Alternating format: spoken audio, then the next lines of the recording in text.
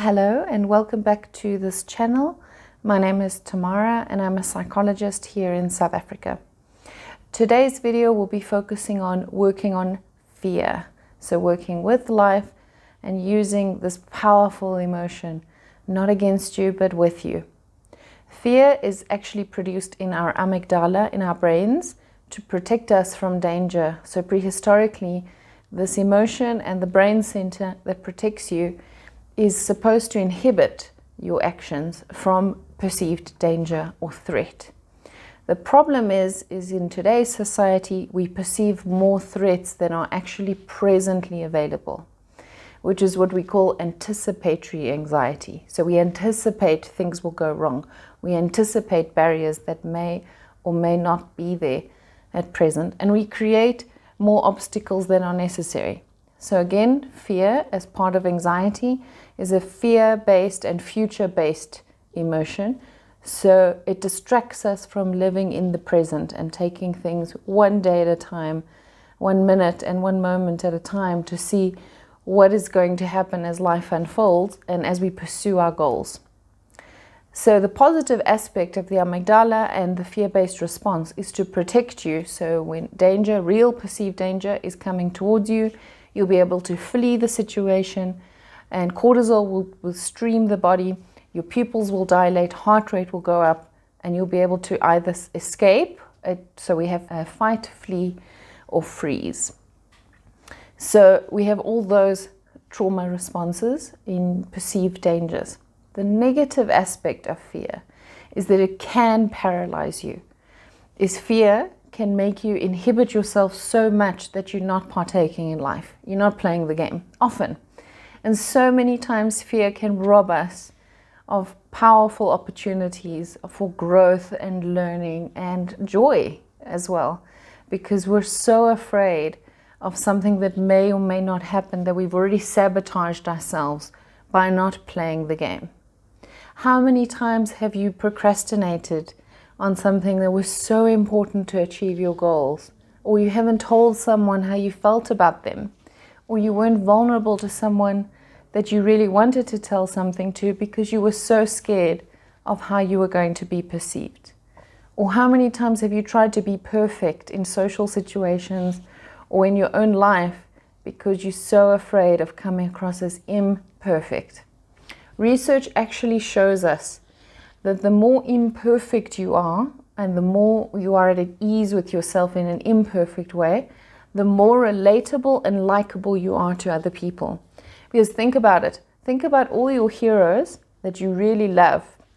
So especially when you were younger. So if you love someone in the public eye or someone that you don't know very well, and they came across very perfect, if you met them, do you think you'd be able to relate to them? Not really. The answer is not really.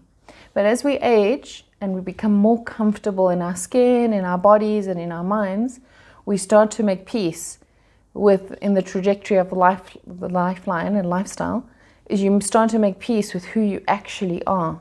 So when you do that, often your heroes do change, and you look at people that are more relatable, that are more funny, that are more down to earth, they make more mistakes, they're more imperfect.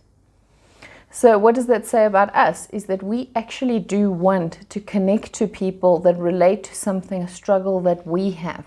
So often, like in group therapy, people often only speak up when they see somebody else model vulnerability. So when someone speaks up and says, this is the experience I've had, or this is how I feel about this, often people in the group will think and say, wow, that's also what I feel like. I didn't know somebody else felt like that. Is that vulnerability and working with fear is a powerful way to reach goals. Another aspect of fear to work with is to understand that we can only grow at the edge of our comfort zone. So although we are tempted at times to live in our comfort zone, it's so easy to fall into a depression if you're too comfortable. Is that the human spirit is not built to be too comfortable. That's why people, when they get to retirement age, they need to continue to do something to activate the mind and body as well, to keep them on the edge of the comfort zone as well, so they don't fall into cognitive decline and they don't fall into that peripheral of depression or numbness in life. Is think about all the times that you've had the most exciting times in your life. Were you scared? Were you vulnerable? Were you playing the game of life? That's the whole aspect of life, is that apart from growing and learning and enjoying, is we have to challenge ourselves. We have to go to the edge of our comfort zone and push. Now, it's a very interesting balance to try cultivate, because if you push yourself too hard, so if the goals are too high and too out of reach, then you'll lose motivation. So of course, we don't want to go to that opposite end. But it's a powerful emotion to work on, to build the muscle of working with fear. What does that mean? What does it look like? Is day to day, you need to do something that scares you almost every day, if you can. If you can try and remember and put in your routine. And it doesn't have to be big things. It can be small little things. It's telling someone how you feel about them.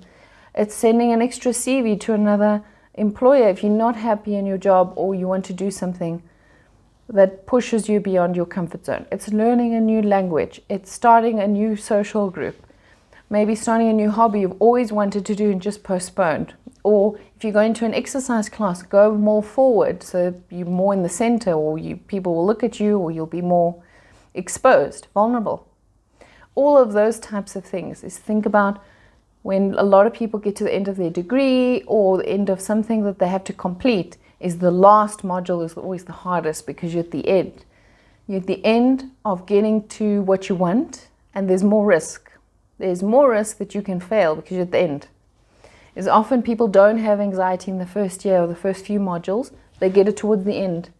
Or think about when you've got a deadline to do for work or for school, that you'll leave it to the absolute last minute. Why? Is because that activates the amygdala to push you to work through the fear.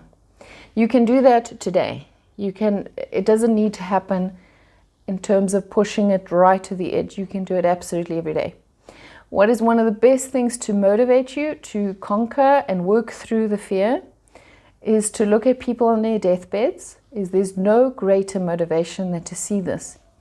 Is when you see people on their deathbeds, they're not really speaking about material things, and they're not talking about successes in terms of ego function. They're talking about either having regrets in their lives, so the things that they never did, they feel they regret. And you listen to that over and over and over. People say that, and research. If you go read books and look at research on people on their deathbeds, they often say things like that. I wish I had done this. I wish I had done that. I wish I had told this person how I felt about them, or pursued this relationship, or immigrated, or tried to live in a different place that I always wanted to. Is that they didn't go through with that because of fear. And they sit on their deathbeds and they retract and they look back and go over what they could have done. The other aspect is they focus on community, so relationships.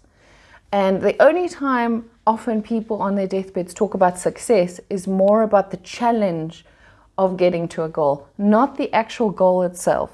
So many people focus on tangible goals as a way to obviously produce dopamine in the brain, because it's a reward function, and to tell the ego, okay, I can do this. But it's short-lived. Is once the task is done and the degree is completed or the race is done, is you're going to try and find other things to do. But it's more the challenge, the working with fear, that makes one feel alive, that makes one feel present in life, that makes one feel they're growing and learning. So it's so important to understand that one of the greatest motivations in life, in looking at people on their deathbeds, is that life has a limit. We do not have an insurmountable amount of time or an endless amount of time. We actually have a limit, and nobody's in charge here on earth. We don't know. We have no idea. Many people profess that they know when certain people will die or not. That's up to you to decide. But in terms of the human function, we do not have an idea.